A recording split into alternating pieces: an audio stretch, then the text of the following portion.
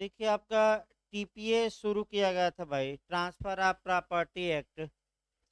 और इसमें आपका कहाँ, ये देख लिया जाए जहाँ तक बताया गया था कल, फिर एक बार हम दोहरा देते हैं। उसके बाद बात ना करिए भाई अब।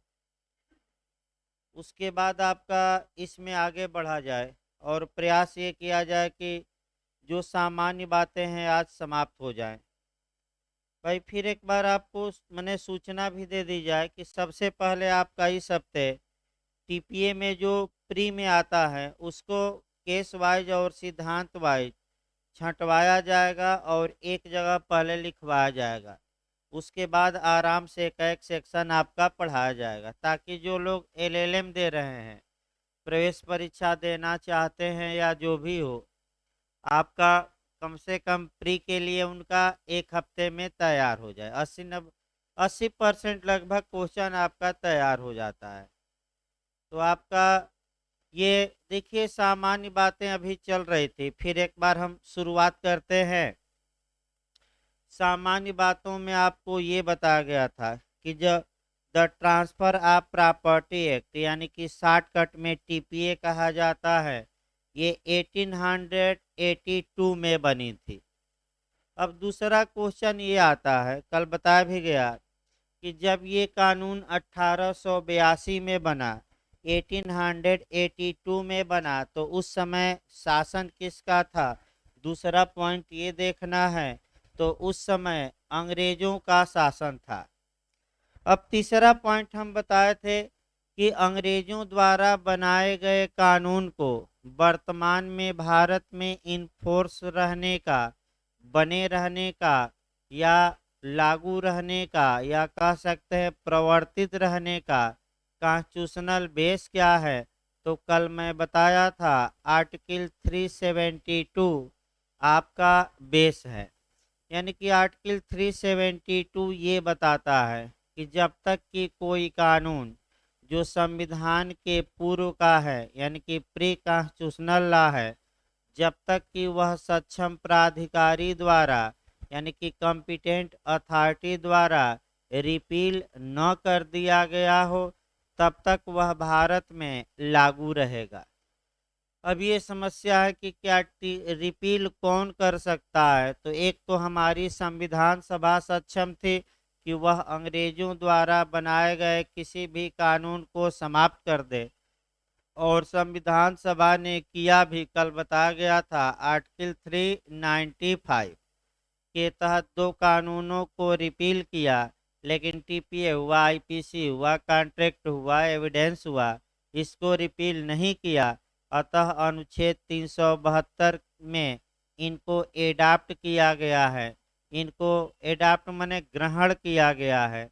ग्रहण का मतलब गोद लिया गया है, गोद का मतलब दत्तक लिया गया है। लेकिन आपका इंग्लिश वर्जन है एडाप्शन। एडाप्शन को कहते हैं अनुकूलन करना। भाई ये भी लीगल वर्ड भी याद रखिए, क्या कहते हैं? अनुकूलन। फिर हमने आपका बताया था कि जो 26 जनवरी 1950 के पहले के कानून हैं, उनको हमारा कॉन्स्टिट्यूशन एक स्पेशल नाम देता है। ये भी आपका पूछा जा चुका है इंटरव्यू में, लॉ इन फोर्स यानी कि विद्यमान विधि।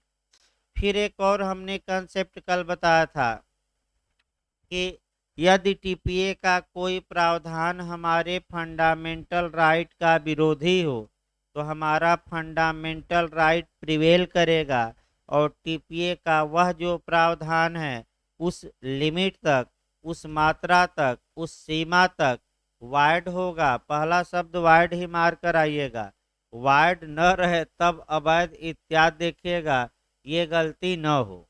भाई फिर मैं बता रहा हूँ ये सब गलतियां क्षम्य नहीं है, क्योंकि सबसे पहले वरीयता बेयर एक्ट को दी जानी है।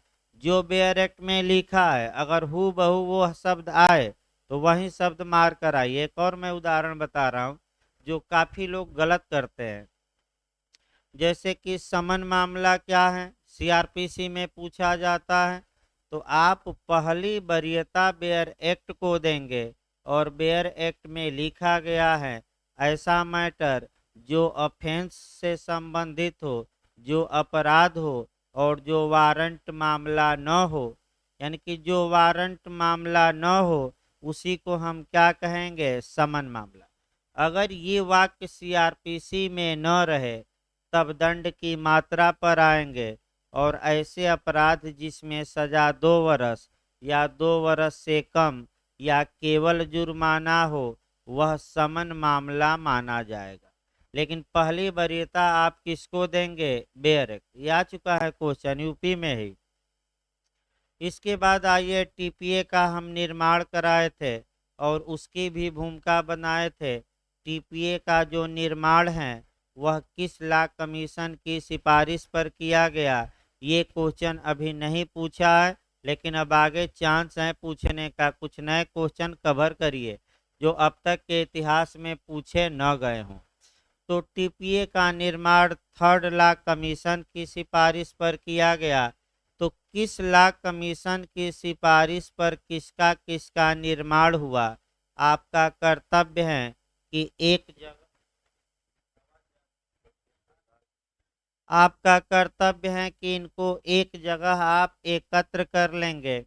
लिखवाते समय भी मैं लिखवा दूंगा और तीनों याद करके जाइएगा। 1st लॉ कमीशन के रिकमेंडेशन पर आईपीसी बना, 2nd लॉ कमीशन के रिकमेंडेशन पर सीपीसी प्रथम बार यानी कि 1859 में, और 3rd लॉ कमीशन के सिफारिश पर आपका टीपीए। ये रट अब रटिए, मैंने आज से शुरू कर दी है रटना। अब एग्जाम भाई होगा तो समय नहीं मिलेगा उधर कि आप इतना पढ़िए। अभी 2-3 सब्जेक्ट और भी बचे हैं तो आपका वो पढ़ाया जाएगा डिटेल में, इसीलिए छोटे छोटे कानून इधर निकाले जा रहे हैं, ताकि बड़ा कानून लग जाएगा तो ये सब मात खा जाएंगे।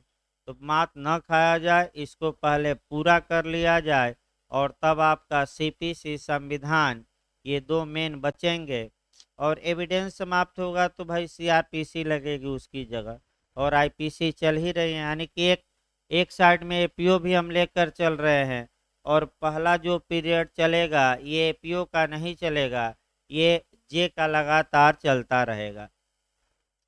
क्योंकि संविधान भाई जब लगाया जाएगा तो मान के चलिए वो प्री के पहले तक चलता रहेगा, यानी कि 2-2.5 माह, कम से कम सवा सवा 1.5 घंटा खींचा जाएगा, तब जाके पूरा होगा। तब तक आपका जो छोटे छोटे कानून हैं, आपका पुछल्ला 15-15 नंबर के आएंगे, इसको निकाल दिया जाए। टीपीए में भी आपका 15 क्वेश्चन आते हैं, बता दिया जाए भाई। कॉन्ट्रैक्ट में 15 बंटवारा किया गया है। आपका अंतर्राष्ट्रीय संगठन में 15 हो गया, जूरिस्प्रूडेंस में 15 हो गया। फिर एक बार देखिए तो आपका इतिहास हमने बता रखा है, उसको भी एक बार एक लाइन दोहरा दें। इतिहास में हमने ये बताया था कि इंग्लैंड में इक्विटी कोर्ट थे, और बिहार का 7-8 क्वेश्चन कल निकाला गया था प्री का, और कम से कम रट कर जाइएगा। तो इक्विटी का जन्म कहाँ हुआ ये बिहार ने पूछा, तो रोम, माने आपका रोम में। रोम के किसने किया, प्रेटरों ने। रोम से इंग्लैंड इक्विटी आई, और ऐसी दशा में आपका कह सकते हैं कि इक्विटी कोर्ट कौन था इंग्लैंड में, तो चांसरी न्यायालय, यानी कि जो चांसरी न्यायालय था उसी को हम क्या कहते हैं, इक्विटी कोर्ट, यानी कि आपका साम्य न्यायालय। अब साम्य न्यायालय करता क्या था, तो जहां कोई कानून नहीं था या कानून में कमी थी, कानून में दोष था, तो अगर कोई विवाद उत्पन्न हुआ और उस विषय पर कोई कानून न हो, तो इक्विटी कोर्ट न्याय के आधार पर, साम्य के आधार पर, गुड कंसेंस के आधार पर, यानी कि अंतःकरण के आधार पर फैसला देता था।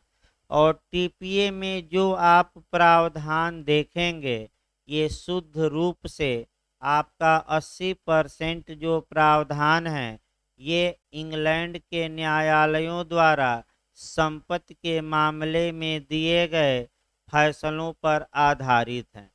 यानी कि इंग्लैंड के न्यायालयों ने जो प्रॉपर्टी संबंधी विवादों में निर्णय सुनाया, और उन्हीं निर्णयों को टीपीए में तृतीय विधि आयोग ने क्या किया, पिरो दिया, यानी कि आपका रख दिया। अतः ऐसी दशा में टीपीए में ये आपको मिलेगा कि ज़्यादातर जो सेक्शन होंगे उसमें कोई न कोई केस होगा। तो आपका सेक्शन, सिद्धांत और केस, ये आपका रट्टा मारना है। ये मैं बता दूं, एकदम रट कर जाइए कंपटीशन में। सेक्शन, उसमें प्रिंसिपल और लीडिंग केस, ये पहले मैं लिखवाऊंगा तीनों। और इसमें आपका, अतः इसका मतलब या तो इंग्लैंड के न्यायालय ने जो निर्णय दिया वो हूबहू रख दिया गया, या उसमें संशोधन करके टीपीए में रखा गया, या उसके विपरीत निर्णय दिया गया। यानी कि उसके विपरीत टीपीए में प्रावधान किए गए। तीन बातें हो सकती हैं। अब कहाँ सपोर्टिंग नेचर का है, कहाँ विरोधी नेचर का है, और कहाँ आपका इंग्लैंड के न्यायालय के निर्णय के विपरीत बात लिखी गई है टीपीए में। ये हमारा कर्तव्य है बताना एक एक सेक्शन बताते समय। अब आइए आगे बढ़ा जाए। आपका अगला, आपका जो सामान्य बातें चलती हैं, आपका टीपीए में प्रथम बार संशोधन कल लिखवाया जाएगा भाई, इसको आज भूमिका हो जाए। जहां तक ट्रांसफर ऑफ प्रॉपर्टी एक्ट की बात है, आपका ट्रांसफर ऑफ प्रॉपर्टी एक्ट में आ सकता, अभी तक पूछा नहीं गया, मैं बता दूं, ये क्वेश्चन भी आ सकता है। संपत्ति अंतरण अधिनियम, यानी कि टीपीए में फर्स्ट अमेंडमेंट या प्रथम बार संशोधन कब हुआ? अगर ये क्वेश्चन आपका पूछता है, बिल्कुल नया क्वेश्चन है, तो आपका जवाब रहेगा 1885। यानी कि सर्वप्रथम टीपीए में 1885 ईस्वी में संशोधन किया गया। अब यहाँ से आपका कोरिलेट करके एक क्वेश्चन निकालना है, और आपका निश्चित तौर पर एक क्वेश्चन यहाँ से बनता है। आपका पिछली बार यूपीजे में भी क्वेश्चन बना, आपका एपीओ में भी एक मॉडल ऐसा बना था, एलएलएम में भी बनता है, और उत्तराखंड एपीओ में भी पूरा चांस है। तो जितने कानूनों में प्रथम बार संशोधन हुआ है, कम से कम वो सन हम लिखवा देंगे, और सन आपका रट्टा मारना है। यानी कि अगर टीपीए पूछ ले कि टीपीए में सर्वप्रथम संशोधन कब हुआ, तो 1885। इसी प्रकार अब चूंकि उत्तराखंड का भी पुलिस एक्ट आप लोग पढ़ चुके हैं, तो उत्तराखंड पुलिस अधिनियम में सर्वप्रथम संशोधन कब किया गया? तो अब तक एक ही बार संशोधन ही हुआ है, कब? 2018। इसके बाद सीआरपीसी में पूछ सकता है, अभी पूछा नहीं गया है, तो 1978 में हुआ सीआरपीसी में। आईपीसी में पिछली बार यूपीजे में आपका क्वेश्चन आ चुका है। तो अगर आईपीसी पूछे, इंडियन पेनल कोड पूछे, पिछली बार जे में आया है, तो 1870 मार्क कराएंगे। यानी कि आईपीसी में सर्वप्रथम संशोधन कब हुआ? तो 1870, 1870। फिर आपका इस बार जो यूपी एपीओ में आया, वह साक्ष्य अधिनियम में आया था, और साक्ष्य अधिनियम में 1938, यानी कि 1938 में प्रथम बार संशोधन किया गया। और इसके बाद लास्ट में आप कॉन्स्टिट्यूशन जरूर पढ़ लीजिएगा। तो प्रथम संविधान संशोधन किस सन में किया गया?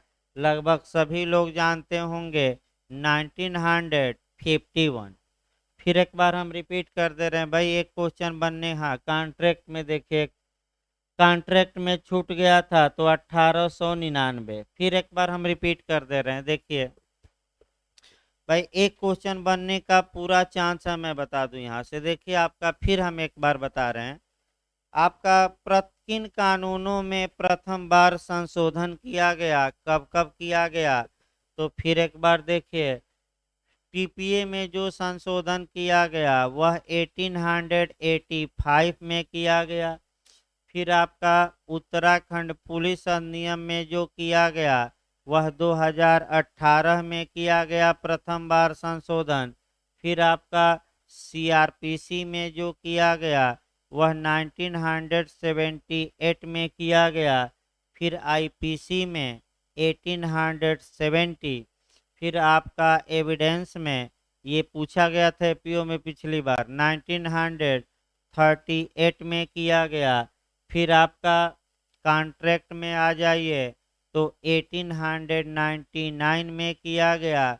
और आपका ये क्वेश्चन भी कई बार आ चुका है जे में।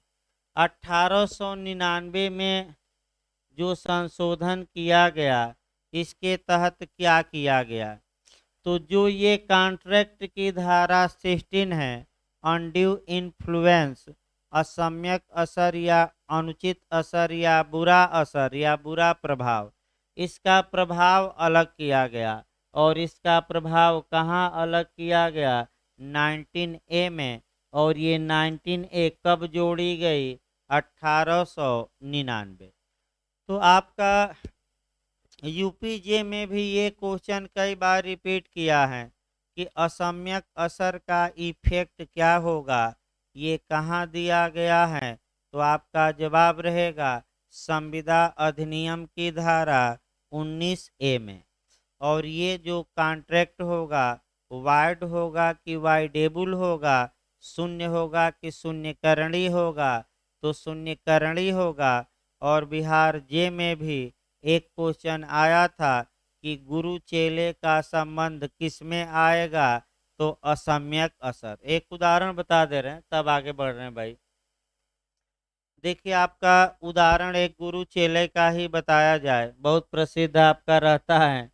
और सौभाग्यवश यही उदाहरण सेम उदाहरण बिहार जे में आपका पूछ भी लिया था। तो मान लीजिए ए गुरु है और बी चेला है, और बी के पास एक घोड़ा है यानी कि हार्स है, घोड़े का दाम 1000 रुपया है। अब गुरु अपने चेले की इच्छा को डोमिनेट करते हैं। डोमिनेट करते हैं मतलब दबा देते हैं, कुचल देते हैं, अर्थात लीगल भाषा में अधिशासित करते हैं भाई, डोमिनेट करना। और जो ये 1000 का घोड़ा था, गुरुजी इसे 100 रुपया में ले लेते हैं। इसका मतलब ये हुआ कि चेले की सम्मति स्वतंत्र या फ्री नहीं थी। ये धारा 16 में अनड्यू इन्फ्लुएंस से प्रभावित थी। तो इसका प्रभाव कहाँ बताया गया है, 19A। कॉन्ट्रैक्ट की किस धारा में, 19A कब जोड़ी गई, रट कर जाइएगा। कब हम बताए थे 1899। और 19A जोड़ी गई तो किसको विकल्प मिलेगा, बिहार में फिर एक क्वेश्चन आया था। तो वाइडेबल कॉन्ट्रैक्ट में दोनों को विकल्प होता है कि एक को तो किसको विकल्प इस उदाहरण में मिलेगा, बी को।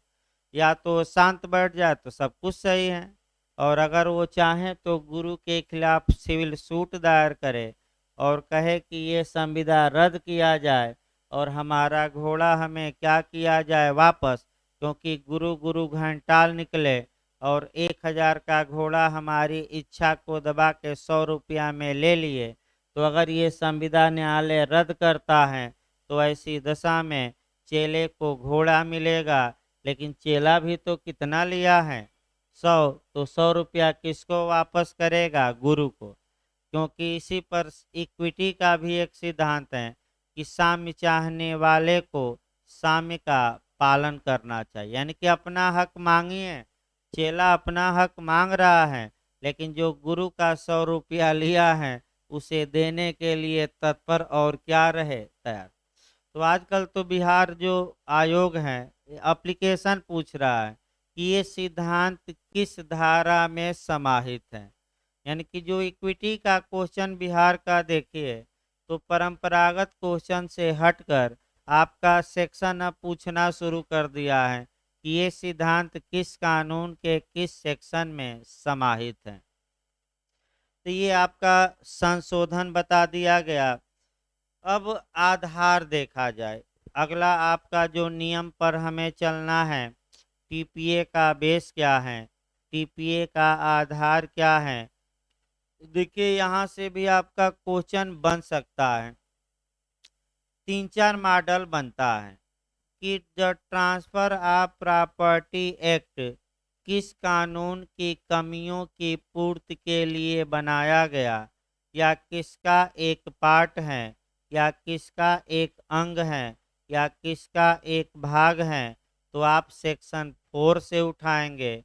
अर्थात आपका टीपीए का सेक्शन 4 स्पष्ट बताता है कि जो टीपीए होगा वह द इंडियन कॉन्ट्रैक्ट एक्ट 1872 यानी कि भारतीय संविदा अधिनियम 1872 का पार्ट होगा।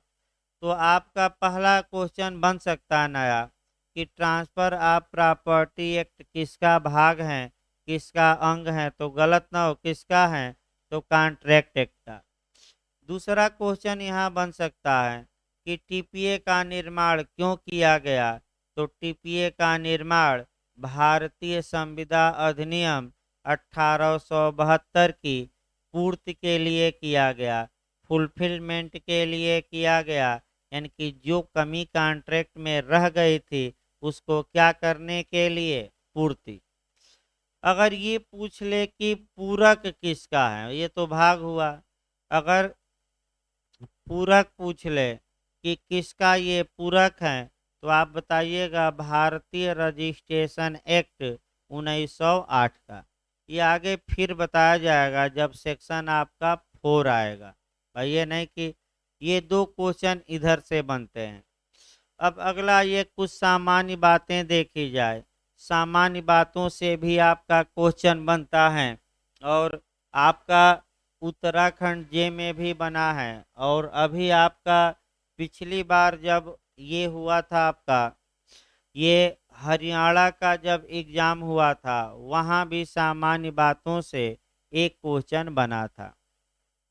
देखिए सामान्य बातों में आपको क्या क्या पढ़ना है, पहले लिस्ट बना दिया जाए और एक एक दो दो लाइन इसको समझना रहता है और रट्टा मार कर जाना है। ये सब समझना कम है और क्या करना है, रटना ज़्यादा है। एक तो अधिनियम की तारीख, अधिनियम, अधिनियम यानी कि यह एक्ट कब बना। बना का मतलब ये हुआ कि अधिनियमित कब हुआ, कब इसका निर्माण हुआ। तो अगर आपका निर्माण की डेट पूछे तो भाई अच्छे से याद रखना है, और वह डेट है आपका 17 फरवरी 1882। अब ये इसको निर्माण की डेट देखिए भाई,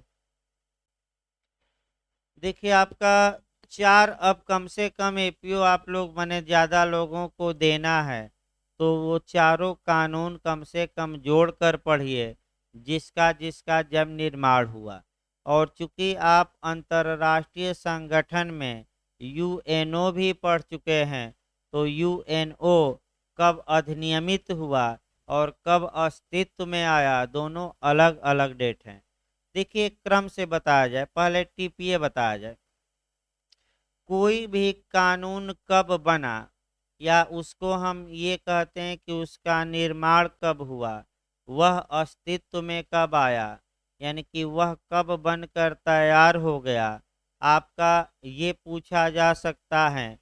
या दूसरी भाषा में इसको जो इस समय मैंने आपका साल पेपरों में दे रहा है इसी को थोड़ा घुमा दे रहा है कि इसका अधिनियमित कब हुआ, यानी कि यह एक्टेड कब हुआ। जब भी आपका पूछे कि यह एक्टेड कब हुआ, इसका मतलब ये हुआ कि वह निर्माण की तिथि पूछ रहा है। भाई आजकल जो कंपटीशन में आ रहा है एक्टेड कब हुआ तो निर्माण की तिथि पूछ रहा है, तो आपका निर्माण की तिथि कौन होती है इस पर थोड़ा अच्छे से गौर करिए। देखिए आपका वर्तमान समय में आप जानते हैं कि अगर संघ स्तर पर कोई कानून बनाना है तो कैसे बनता है। भाई एक विधेयक पेश किया गया, मान लीजिए लोकसभा में पेश किया गया, लोकसभा ने पास किया, फिर राज्यसभा में पेश किया गया, राज्यसभा ने पास किया, फिर अनुमति या एसेंट के लिए प्रेसिडेंट या राष्ट्रपति को भेजा गया, और जिस तारीख को राष्ट्रपति क्या कर देते हैं उस विधेयक पर साइन, अब तुरंत याद रखिए वह विधेयक अब एक्ट या कोड में कन्वर्ट हो जाता है। तो कोई विधेयक, अधिनियम या संहिता कब बनता है? जब उस पर एसेंट दे दी जाती है, या तो राज्यपाल द्वारा या राष्ट्रपति द्वारा, और पुराना कानून होगा तो वायसराय द्वारा या गवर्नर जनरल। वहीं अधिनियमन की तारीख होती है, उस दिन कानून बनकर क्या हो जाता है? तैयार।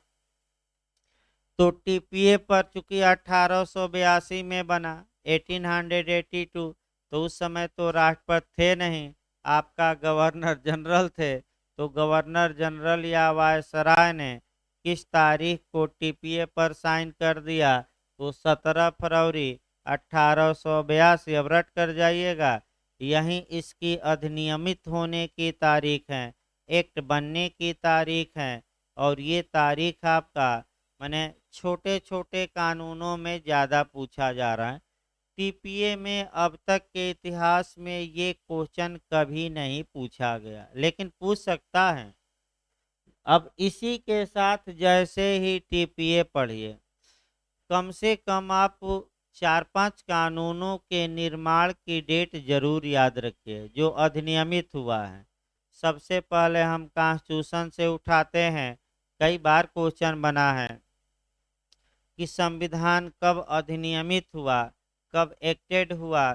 तो ये संविधान के प्रियम्बल में ही लिखा गया है, संविधान की उद्देशिका में ही। अगर आप नीचे देखेंगे तो संविधान कब बनकर तैयार हो गया, कब एक्टेड हुआ, तो नीचे एक डेट लिखी गई है। कौन सी डेट है? 26 नवंबर 1949। तो संविधान का निर्माण कब हो गया, एक्टेड कब हुआ, गलत न हो।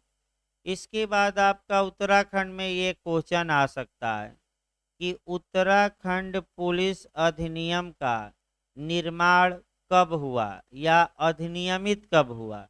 तो जिस तारीख को राज्यपाल ने क्या किया होगा, साइन, और वह साइन किया था 2 जनवरी 2008 को, यानी कि 2 जनवरी 2008 को, अर्थात 2 जनवरी 2008 को उत्तराखंड पुलिस अधिनियम अधिनियमित हो गया, अधिनियम बन गया, यानी कि कानून बन गया, यानी कि इसका निर्माण हो गया। इसके बाद आपका पूछा जो जा सकता है, आपका संयुक्त राष्ट्र संघ पूछा गया है। तो आपको दिमाग में बस ये रखना है कि 50 देशों ने किस तारीख को संयुक्त राष्ट्र संघ के चार्टर, चार्टर मैंने घोषणा पत्र या अभिलेख या दस्तावेज पर साइन किया था, साइन किया था। तो वह मैं डेट बताया था 26 जून 1945, यानी कि 26 जून 1945 को आपका यूएनओ एक्ट बन गया। वो अलग बात है कि लागू हुआ बाद में 24 अक्टूबर 1945, लेकिन बनकर कब तैयार हो गया? 26 जून। ये क्वेश्चन जे में 2 बार रिपीट किया है। और ये भी पूछा है कि लास्ट में किसने साइन किया था। तो लास्ट में आपका पोलैंड किया था, ये भी यूपी में आपका आ चुका है। अंदर बता दीजिए, अंदर आकर बैठे, बैठिए अभी भाई, इधर आकर बैठिए आप भाई, अरे बात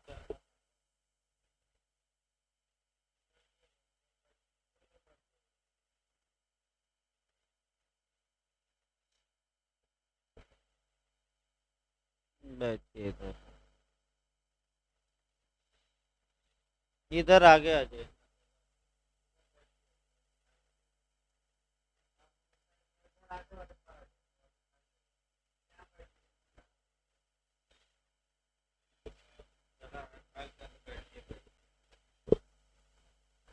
देखिए आपका हाँ,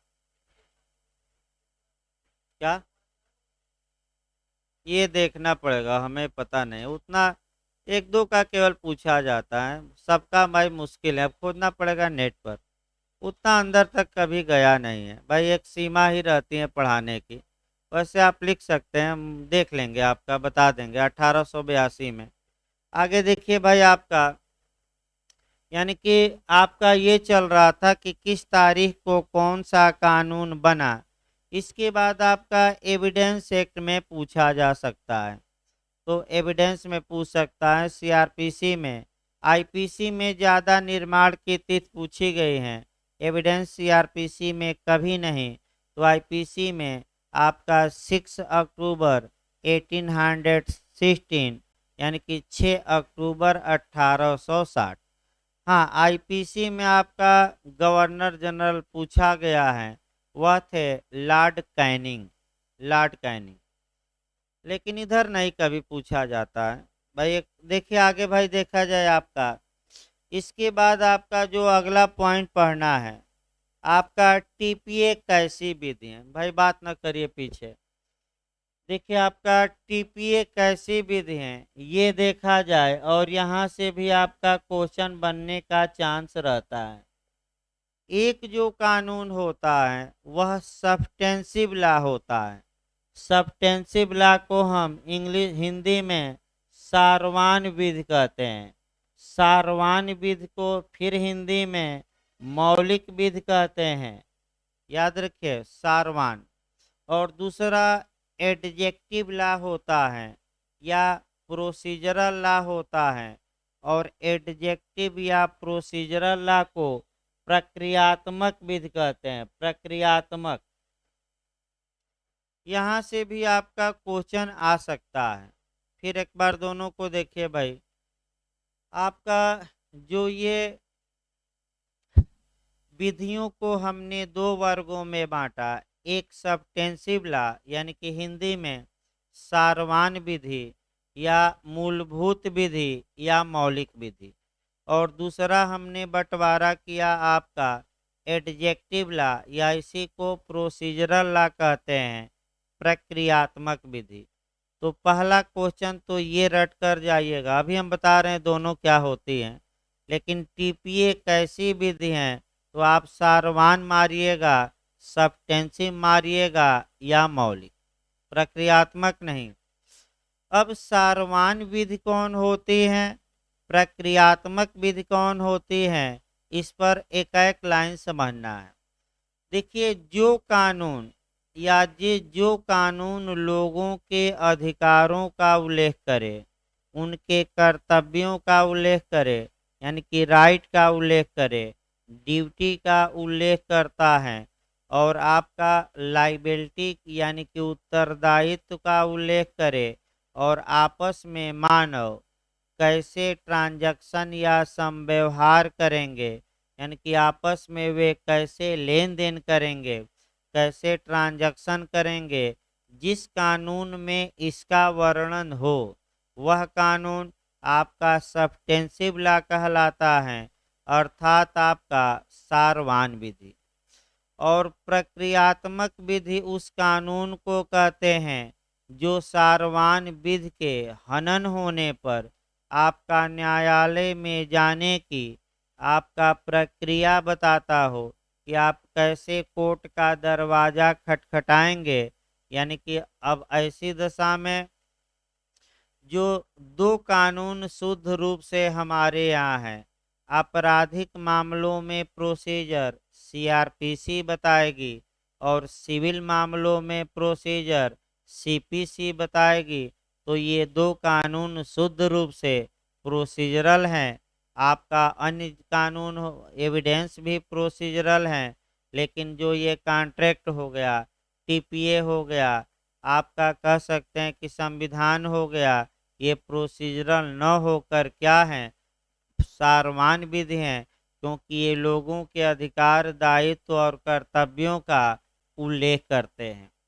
यानी कि कुल मिलाकर आपका ये आया कि जो आपका एक लाइन बताना हो तो क्या बताएंगे कि सब्सटेंसिव लॉ और प्रोसीजरल लॉ। तो एक लाइन में ये बताइए कि सब्सटेंसिव लॉ वह होता है जिससे व्यक्तियों को अधिकार उत्पन्न होता है, या जो व्यक्तियों के अधिकारों का वर्णन करता है, और इन अधिकारों के हनन होने पर, वायलेशन होने पर क्या प्रक्रिया अपनाई जाएगी, क्या प्रोसीजर अपनाया जाएगा, जिस कानून में वह प्रक्रिया या प्रोसीजर दिया रहता है वह कैसा कानून होता है? प्रक्रियात्मक। तो आइए एक उदाहरण देखा जाए। मान लीजिए कि ए ने बी को अपना मकान बेचा, अर्थात ए ने अपना मकान संबंधी अधिकार किसको सौंप दिया? बी को।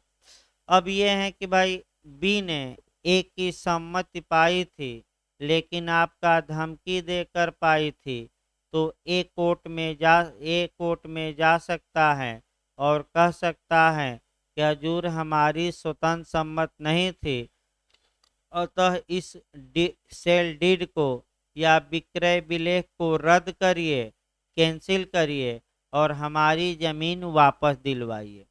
तो ये जो अधिकार के हनन होने पर कोर्ट में जाने का जो राइट है, कोर्ट में जाने का अधिकार है, ये आपका सार्वभौम अधिकार नहीं है, बल्कि कैसा अधिकार है?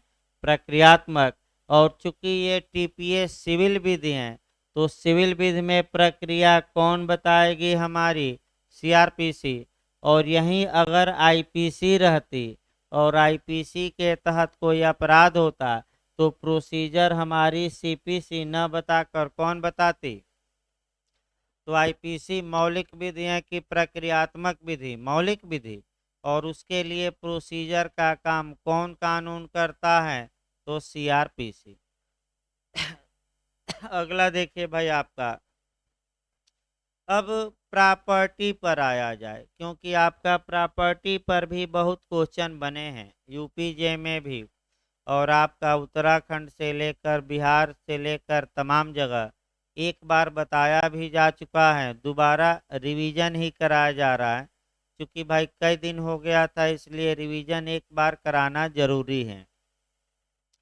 देखिए आपका सबसे कल ही बताया गया कि संपत्ति के ट्रांसफर के बारे में यह कानून प्रावधान करता है। लेकिन प्रॉपर्टी क्या होगी, संपत्ति किसे कहा जाएगा, ये कानून इस बारे में मौन है। यानी कि एक कमी सबसे बड़ी है कि प्रॉपर्टी को परिभाषित ही नहीं करता, और प्रॉपर्टी का ट्रांसफर या संक्रमण, कल बताया गया था, ट्रांसफर को और क्या कहते हैं? संक्रमण या अंतरण के बारे में प्रावधान जरूर करता है। तो वहीं आपको दिमाग में रखना है अच्छे से। आपका संपत्ति सामान्यतः दो प्रकार की होती हैं, एक मूवेबल प्रॉपर्टी यानी कि चल संपत्ति, और दूसरा इमूवेबल प्रॉपर्टी यानी कि अचल संपत्ति। तो भाई बंटवारा कर लेना है, ये क्वेश्चन बार बार कंपटीशन में आ रहा है।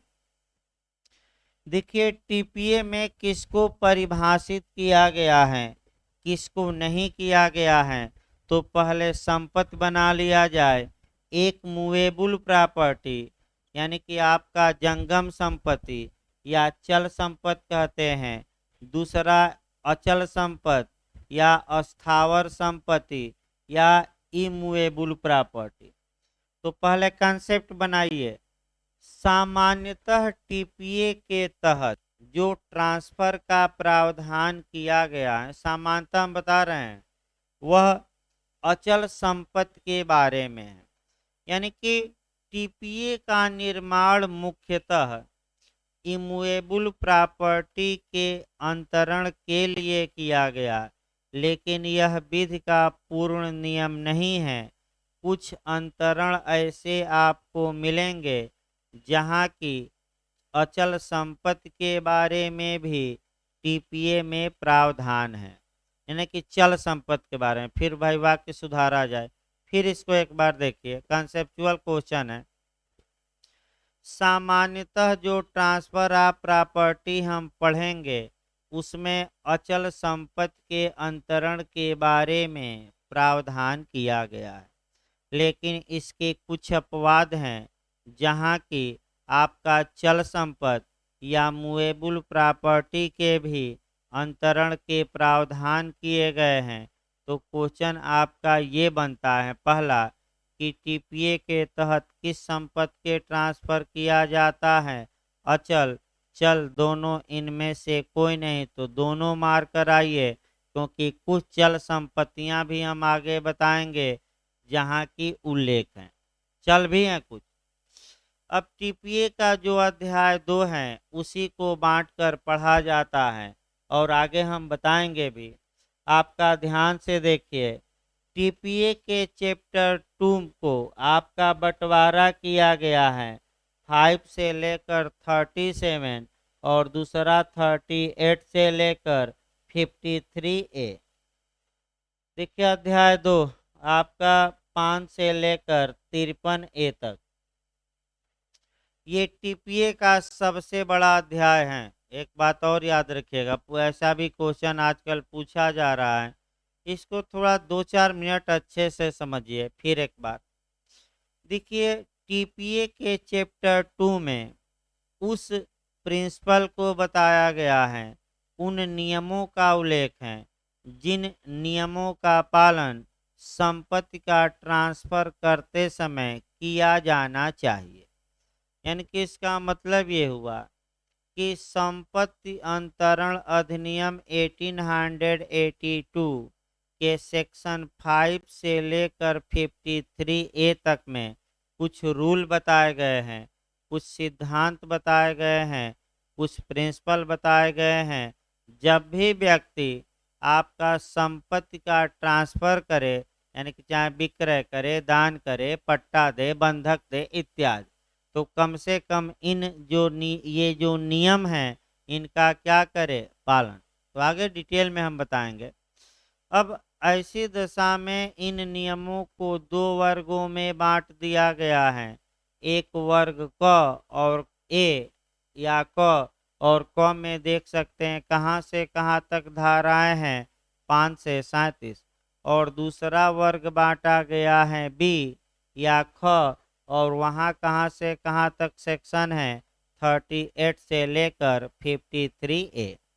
अब क्वेश्चन देखिए क्या बनते हैं, जो ये 5 से लेकर 37 तक में जो नियम है या प्रिंसिपल है, ये सिद्धांत है, अगर चल संपत्ति का ट्रांसफर होगा तब भी ये लागू होंगे और अचल का होगा तब भी लागू होंगे। अब देखिए कैसे भरमा देता है कि कौन से प्रावधान चल और अचल दोनों संपत्तियों के अंतरण में लागू होंगे, तो दे देगा 5 से 38, 5 से 39, 5 से 36 और 5 से 37। कहाँ से कहाँ तक मार कर आएंगे। हाँ अब देखिए आपका भ्रमना नहीं है, 5 से ले, फिर एक बार हम बता रहे हैं, ऐसे उत्तराखंड में बना है क्वेश्चन, जाकर देखिए कि चल 5 से 37 तक के प्रावधान लागू होते हैं टीपीए के केवल चल संपत्ति, केवल अचल संपत्ति में आपका दोनों में इनमें से कोई नहीं, तो क्या मार कर आएंगे, दोनों। भाई एकदम रट्टा मार कर जाना है, दोनों। लेकिन जहां तक 38 से लेकर और 53A तक की बात है, ये जो प्रिंसिपल या नियम या सिद्धांत हम बताएंगे, ये सिद्धांत केवल और केवल इमूवेबल प्रॉपर्टी यानी कि अस्थावर संपत्ति या अचल संपत्ति के ट्रांसफर में लागू होंगे, चल में नहीं। तो अगला क्वेश्चन अभी बना नहीं है, बन सकता है नया एकदम बिल्कुल। अब नए नए क्वेश्चन आइए कि टीपीए की किस धारा से किस धारा तक के नियम केवल इमूवेबल प्रॉपर्टी के ट्रांसफर में अप्लाई होंगे, तो दे देगा 37 से 53, 38 से 52, फिर दे देगा 38 से 53 है, इनमें से कोई नहीं। तो कहाँ से कहाँ तक मार कराएंगे, 38 से लेकर कहाँ तक 53A। तो ये एकदम अच्छे से आना चाहिए। ये 2 नियम आपका और बताया गया। अब अगला नियम पर आइए, छोटे छोटे नियम है। अब आपका संपत्ति का ट्रांसफर कराया जाए भाई, उसके बाद से आगे बढ़ा जाए। जहाँ तक संपत्ति के ट्रांसफर की बात है, आपका संपत्ति का अंतरण कराया जाए। देखिए जो संपत्ति का अंतरण का एक चार्ट बना लेना चाहिए और बनवा दूंगा मैं। संपत्ति का जब भी अंतरण किया जाएगा तो तरीका देखिए। एक तो आपका पार्टी के एक्ट द्वारा, यानी कि पक्षकारों के कार्य द्वारा, एक्ट बाई पार्टी कहा जाता है, पक्षकार ही कार्य करेंगे। और दूसरा ऑपरेशन ऑफ लॉ, यानी कि विधि के प्रवर्तन द्वारा, अभी समझा रहा हूं, मार्कर चल रहा है।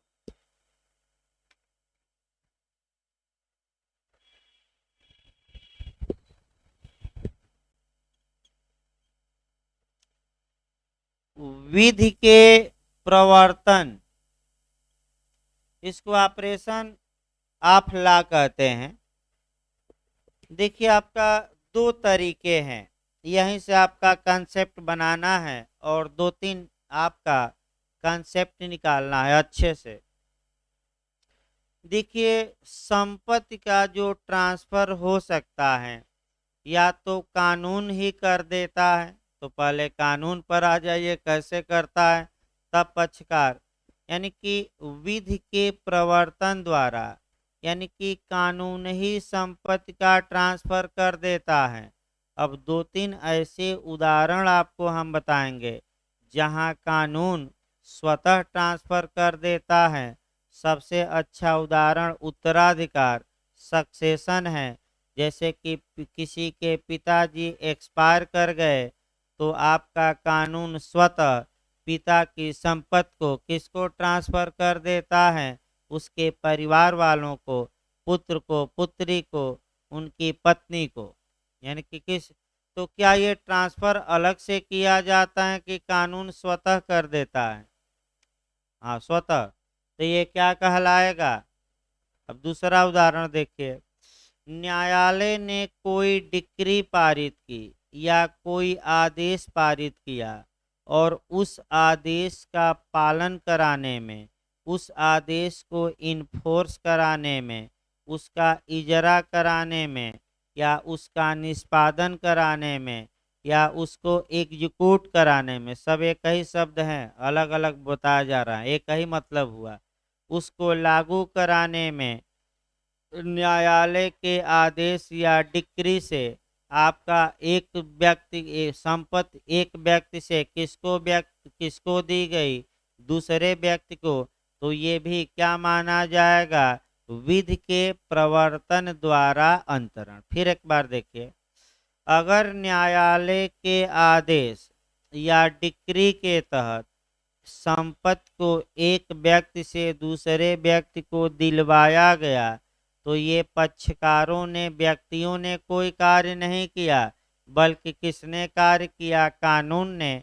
और कानून के तहत एक व्यक्ति से संपत्ति किसको दे दी गई? दूसरे को। तो आइए एक उदाहरण देखा जाए। मान लीजिए ये मकान था और ए बी में विवाद उत्पन्न हुआ। ए कह रहा है कि ये मकान मेरा है और बी इस पर कब्जा किया है। न्यायालय ने ए के पक्ष में डिक्री अर्थात आज्ञप्ति पारित की और आदेशित किया कि बी से ये मकान किसको दिलवाया जाए? ए को। तो जब न्यायालय की प्रक्रिया के अनुसार बी से मकान ए को दिलवा दिया गया तो आप लोग बताइए ये कानून द्वारा दिलवाया गया कि किसी पक्षकार द्वारा? कानून द्वारा। तो कानून द्वारा ये ट्रांसफर हुआ और तुरंत अब दिमाग में अगला नियम बैठाना है कि जो विधि के प्रवर्तन द्वारा जो प्रॉपर्टी का ट्रांसफर होगा उस ट्रांसफर में टीपीए लागू नहीं होगी। यानी कि इसके लिए अलग कानून जाएगा। जैसे कि आपका पर्सनल लॉ, जैसे पिता मर गए या पत्नी मर गई, कोई मर गया तो कैसे उनके उत्तराधिकारियों को प्रॉपर्टी मिलेगी, कितनी मिलेगी, ये टीपीए से कवर नहीं होगा। वह किससे कवर होगा? अगर हिंदू है तो हिंदू लॉ और मुस्लिम है तो मुस्लिम लॉ। याद रखिएगा ये टीपीए वहाँ लागू नहीं होगी। और न्यायालय के डिक्री आदेश से हुआ है ट्रांसफर तब भी टीपीए आपका लागू नहीं होगी। लेकिन अब वहीं लेकिन लगाना है और दो अपवाद देखना है। ध्यान से देखिए आपका, लेकिन यह विधि का पूर्ण नियम नहीं है। टीपीए में दो ऐसी स्थितियां दी गई हैं जहां ऑपरेशन ऑफ लॉ अर्थात विधि के प्रवर्तन द्वारा यानी कि कानून द्वारा भी ट्रांसफर हो सकता है। ये एक्सेप्शन है, नियम नहीं है। क्या है? अपवाद। और वहीं रट कर जाना है। एक सेक्शन आपका 57 है और एक अध्याय है 4। तो देखिए आपका क्या क्वेश्चन, ये अपने मन से नहीं बता रहे हैं, ये स्पष्ट रूप से सेक्शन 2 में लिखा गया है। आप पढ़ सकते हैं, आगे पढ़ाया जाएगा। फिर एक बार इसको देखिए। सामान्यतः टीपीए के तहत विधि के प्रवर्तन द्वारा अंतरण नहीं होता, लेकिन दो ऐसी कंडीशन हैं जहां की कानून द्वारा ट्रांसफर का प्रावधान किया गया है और ये क्वेश्चन आ सकता है, अभी आया नहीं है। तो एक सेक्शन याद रखेंगे, कौन सा? आपका 57। और एक अध्याय रट कर जाइएगा, कौन सा? 4। तो आगे बताया जाएगा क्या है, अभी तो एक एक लाइन सामान्य बातें। फिर बैक हो जाइए, अब ये तो निकल गया, इस पर आइए। यानी कि आपका पक्षकार के कार्य, जहां तक पक्षकारों के पक्षकार के कार्य को तोड़ा जाए भाई, यहां से भी क्वेश्चन बनता है। पक्षकार को हम दो भागों में बांट देते हैं। एक ऐसे पक्षकार जो लिविंग पर्सन हो, लिविंग मतलब कि जीवित व्यक्ति हो, यानी कि दोनों पक्षकार क्या हो? जीवित।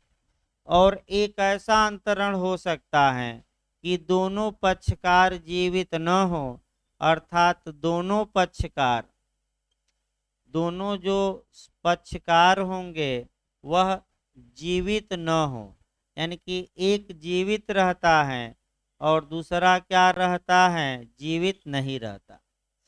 फिर एक बार कवर करिए तो आपका अभी जीवित बाद में देखा जाएगा जहां टीपीए अप्लाई होगी। देखिए आपका भाई, इसको हम बताएंगे। सिद्धांत भी एक आता है, इंटर वाइवस का सिद्धांत पूछा जाता है।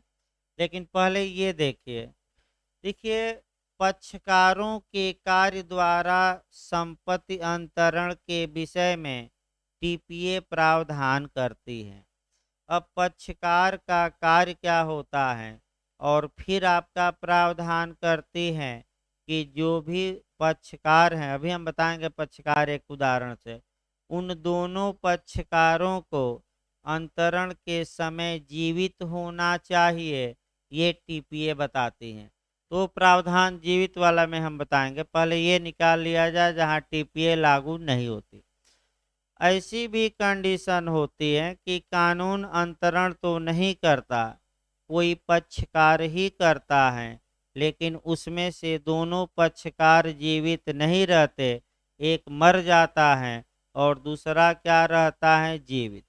तो ऐसी दशा में जब एक पक्षकार जीवित नहीं है तो टीपीए लागू नहीं होगी, क्योंकि टीपीए के लिए दोनों पार्टी क्या होनी चाहिए? जीवित।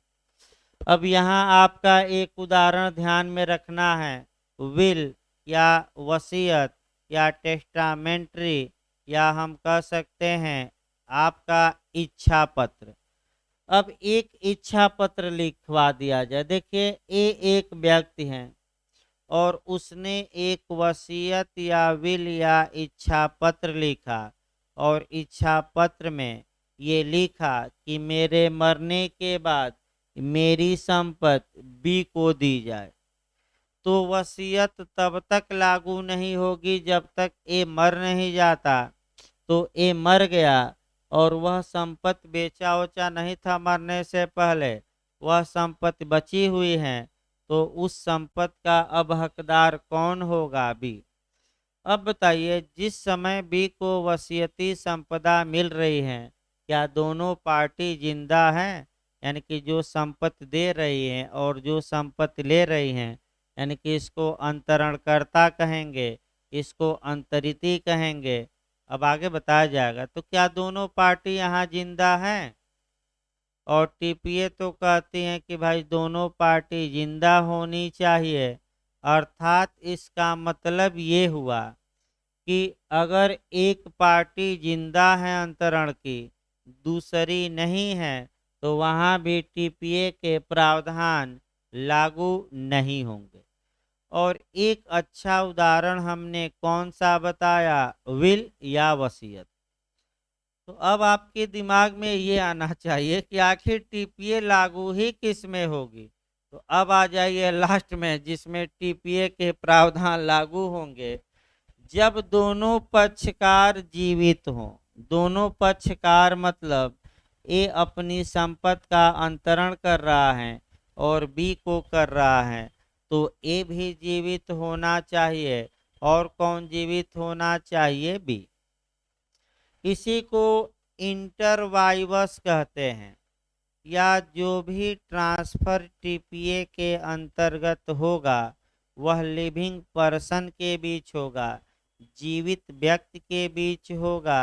अर्थात इसी को इंटरवाइवस, एक लाइन याद रखिए। तो इंटरवाइवस का सिद्धांत हम आगे बताएंगे। टीपीए की किस धारा में, अब सिद्धांत रटिए, टीपीए की किस धारा में समाहित है? 5। जो भी ट्रांसफर होगा वह आपका कह सकते हैं कि जीवित व्यक्तियों के बीच होगा। ये बात अपने मन से हम नहीं बता रहे हैं, ये किस सेक्शन में स्पष्ट रूप से बताया गया है? सेक्शन 5।